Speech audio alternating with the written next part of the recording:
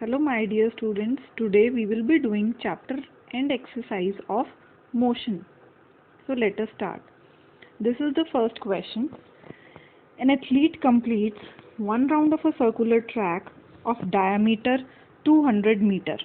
Here diameter is given, that means the radius will be 100 meter. In 40 seconds, what will be the distance covered at and the displacement at the end of 2 minutes and 20 seconds? So see here, 2 minutes 20 seconds means 2 minutes is equal to 120 seconds plus 20 more seconds. So time is 140 seconds. So here we have to find the distance covered and the displacement. This is how we are going to do it. First of all, the time taken to complete one round is 40 seconds. Radius is given to you, that is 100 meter. Now how will we find circumference? Circumference formula is 2 pi r. That is, by putting the value of pi and radius, we will get 4400 by 7 meters. So this exactly is the distance travelled in one round. Now, in the question it is asked that you have to find what is the distance and displacement at the end of 140 seconds. So first and foremost thing which we should be doing in such type of questions is to find the number of rounds. Number of rounds are found by dividing the time which is asked divided by time taken to complete one round. So 140 divided by 40, it is 3.5 rounds. So in this question, the person is completing 3.5 rounds. First of all, we have to find the distance travelled. So distance travelled in one round is, as we had calculated earlier, circumference of the circle, that is 4400 divided by 7. So distance travelled in 3.5 round will be, we will be simply multiplying it by 3.5. So we will get the answer as 2200 meter. Now see, suppose this is a circular track. A person started from here, point A, and he is completing one round, then he is completing second round, then he is completing third round. When he has come back to A, he has completed 3 rounds. Now 3.5 round will be, he will be somewhat here at point B. So if we have to find displacement, we will see that a person started from A and he has completed till point B. So this will be the displacement of the person. Displacement will be 2r, that is diameter. It will be 200 meter. Okay, so let's start with second question. Joseph jogs from one end A to other end B of a straight 300 meter road in 2 minutes 50 seconds. So here let us convert it into seconds. 2 minutes will be 120 seconds plus 50. So it is 170 seconds, and then turns around and jogs 100 meter back to point C in another 1 minute. What are Joseph's? We have to find average speed and velocity from A to B and from A to C. So see, here it will be, the figure will be like this. This is point A and this is point B, and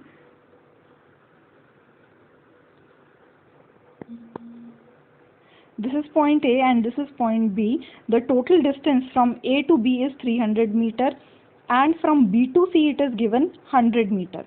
So let us take the first portion of the question, that is from A to B. If we are going from A to B, the total distance as you saw in this is 300 meters. We have to find average speed and average velocity in both the cases. The formula of average speed is total distance by total time, and the formula of average velocity is displacement by time. So in both the cases, from A to B and from B to C, we have to think what is the total distance, what is displacement, and what is total time taken. So first of all, we will start with from A to B. If a body is going from A to B, total distance as you see here is 300 meter? Because the body is going on a straight line, it is not turning anywhere, so displacement will be 300 meter, same, it won't change.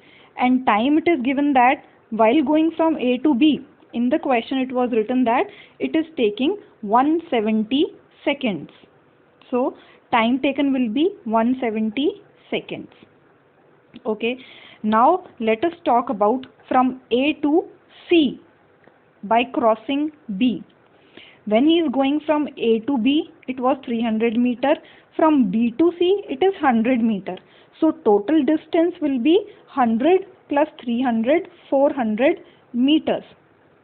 Now total time which he took to cover this distance will be time taken from A to B, that is 170 seconds, and time taken from B to C, which was 1 minute. 1 minute means 60 more seconds. Okay, now what will be displacement from A to C?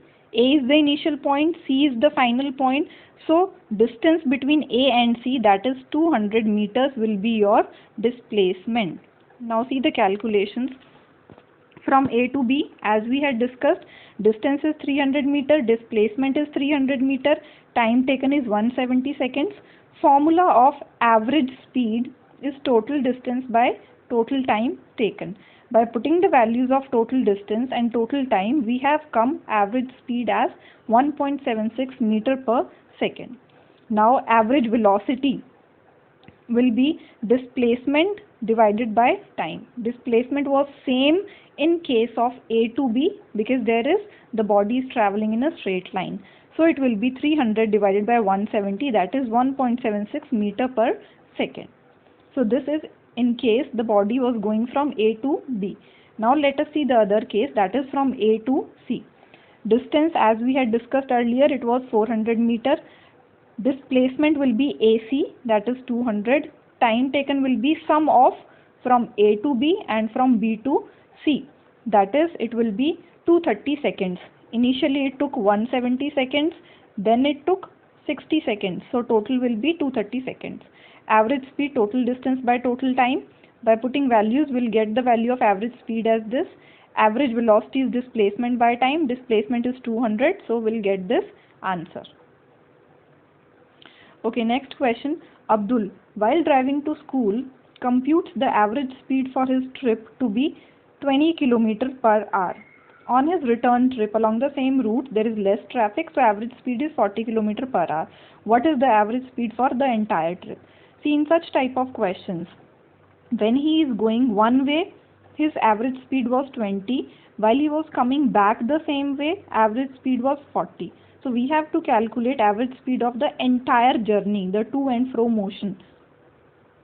Okay, so what we'll do in such type of cases, let us assume that S is the distance between Abdul's home and school in kilometers. This is written in kilometers.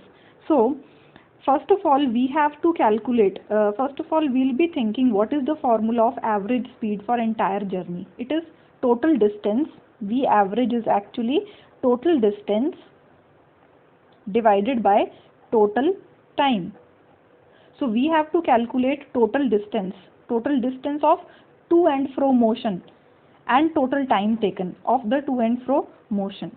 So if we have assumed that S is the distance from home to school, so total distance we will be knowing it is 2S. Now what we have to find? We have to find total time. So how will we find total time from what is given to us? We will assume that time taken to reach school is T1 and time taken to reach home will be T2. So we know that speed is equal to distance upon time. So time will be distance divided by speed. One way speed is given. When he is going from home to school, the speed is 20. So T1, time taken, will be S divided by 20. Now when he is coming back home, the speed given is 40 km per hour. So time taken will be S divided by 40. Now what we have to find? We have to find total time. So total time will be S by 20 plus S by 40. That is 3S by 40. Total distance will be 2S Now putting values, we average total distance by total time. Total distance is 2s divided by 3s by 40. So it will be s will get cancelled, numerator and denominator. The answer will be 26.67 kilometer per hour. Okay, now the next question is, a motorboat starting from rest on a lake accelerates in a straight line at a constant rate of 3 meter per second square. So what is given to you is acceleration. 8 seconds is the time which is given. How far does the boat travel during this time? How far means what we have to find is s. Because the body was starting from rest, so u will be 0. So this is what is given to you. U, acceleration 3 meter per second square, time 8 seconds. We have to find distance traveled. So we'll be using second equation of motion. S is equal to ut plus half at square. Entire right hand side is given to us. By simply putting values, we'll find the value of distance traveled. Next question is, a ball is gently dropped from a height. That means height here is s is given to us, distance is given. If it is gently dropped, that means u will be 0. Whenever something is dropped, initial velocity is 0. When we are throwing something up, then final velocity is 0. Okay, so in this case u is 0, distance is given to us. If its velocity increases uniformly at a rate of 10 meter per second square, this rate, what is this rate? See the units. Units are meter per second square. So what is given to you is acceleration 10 meter per second square. With what velocity will it strike the ground? So what we have to find here is, we have to find final velocity. Another thing which we have to find is, after what time will it strike the ground? That means we have to find the time taken. So you are given with initial velocity 0, distance 20 meter, acceleration 10 meter per second square. In order to find v, what we will be using? We will be using the third equation of motion. V square minus u square is equal to 2as. By putting values, we'll see the value of v is under root 400. That is, it will be 200, it will be 20 meter per second. Next, he has also asked to find out what time it took.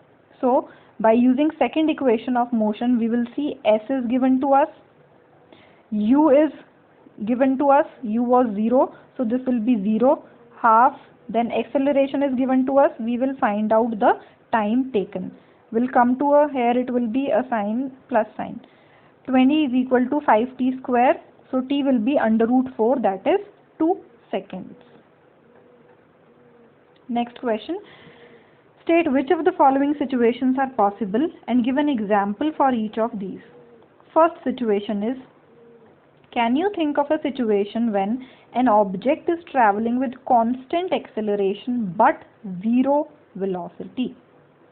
This is the time when something is thrown up. When that body reaches the maximum height to be reached, at that particular point a constant acceleration of 9.8 meter per second square is acting on it. That is acceleration due to gravity. But at that particular point the speed is 0. Second, an object moving in a certain direction with an acceleration in the perpendicular direction. This situation is, suppose a body is traveling on a circular motion.